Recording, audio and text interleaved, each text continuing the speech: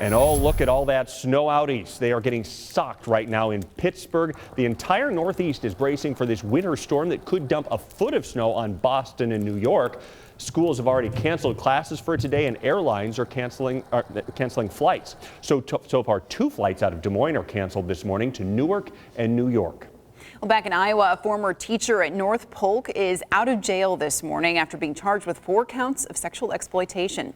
Police say Kevin Muellenthaler turned himself in just a few months after a 16-year-old girl came forward. A lot of victims are embarrassed. They blame themselves sometimes when things happen. So sometimes it takes a while for people to kind of build up that confidence to come in and report things, and we're glad that she did. Police say the victim and Muellenthaler had a sexual relationship for about a year starting in 2013. The North Polk District says that it didn't know about the relationship and that Muellenthaler's employment ended in 2016. Well, right now, Des Moines police are searching for suspects in the shooting death of 20-year-old Augustin Koo. Residents on Shawnee Avenue say it's normally a quiet neighborhood. Oh, it's obviously not something that, you like to see in the neighborhood, but on the other hand, it can happen in any neighborhood. Kevin Smellick called the police after a man knocked on his door asking for help. He says he didn't hear any gunshots, so police say the shooting likely happened somewhere else. And West Des Moines police have a warning: don't leave anything valuable in your car. They've had a series of car break-ins in the parking lots of Raccoon River Park, Prairie Life Fitness, and Anytime Fitness. Police haven't made any arrests yet. The Iowa State Patrol has a big problem these days. It's short on staff. In fact, it's so low that at nighttime, only 2 troopers are patrolling all of central Iowa. One of those 2 troopers is veteran patrolman Thomas Clark. He started working with the State Patrol back in 1994. Back then, there were many more patrols on the highways. Clark says it's usually on the lookout for speeders, but a lack of manpower stops him from preventing a bigger problem. A lot of the fatalities are happening on the rural highways, which we rarely, after midnight, are seen on, just due to the lack of manpower.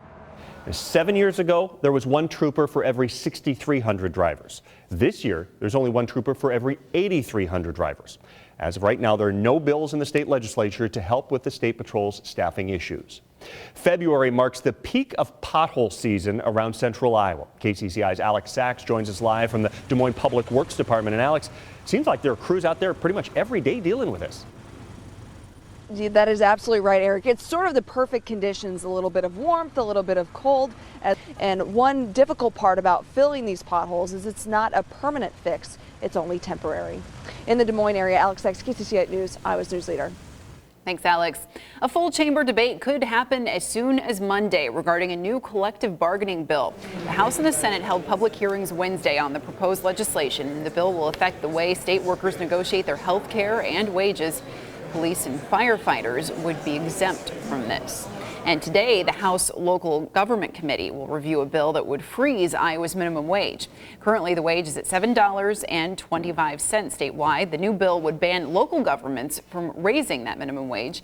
Right now, increases are planned in Polk, Lynn, Johnson, and Wapello counties. Some students over at the University of Iowa are protesting the confirmation of U.S. Education Secretary Betsy DeVos. Many students and faculty walked out of class on Wednesday to protest DeVos's first day holding that position. Organizers say that they're concerned about the future of public education. I think that public schools are like the lifeblood of our country, and need to be supported. Now, people at the rally say that they are opposed to DeVos's support of school vouchers and charter schools. Senate Democrats and 2 Republicans voted against DeVos's confirmation. New on 8, a Council Bluffs mother needs a $3,000 to buy a dog for her sick daughter. Casey Kinney says her 2-year-old Maya has a rare disease called tuberous sclerosis. It causes tumors to grow on her major organs.